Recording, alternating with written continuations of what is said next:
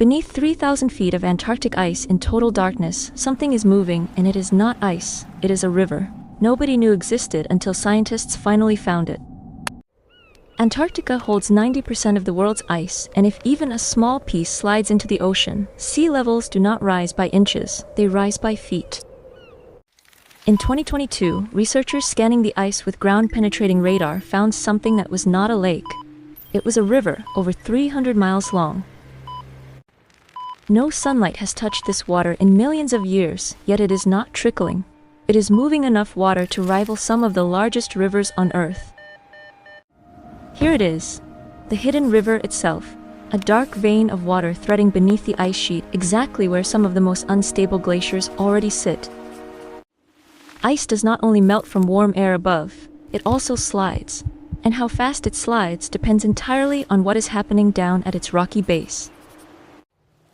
Water acts like a lubricant between rock and ice, so the more water sitting down there, the faster the glacier above can slip toward the open ocean.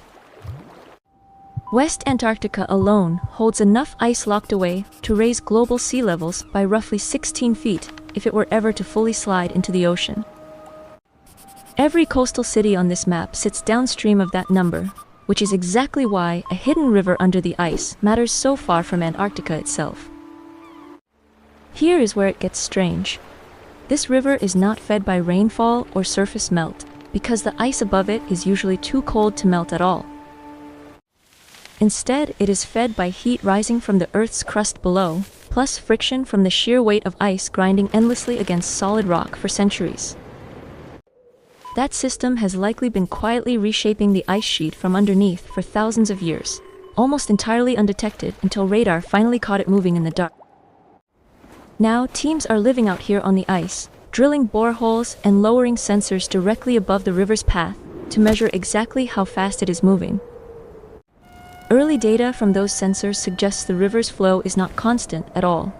It surges, then slows again in cycles nobody fully understands just yet. This may not be the only one.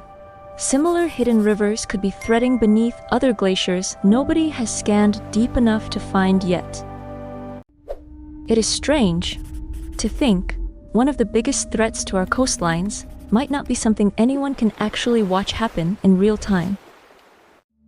Somewhere under 3,000 feet of ice, that same dark water is still moving right now, quietly deciding how our coastlines will look a century from today.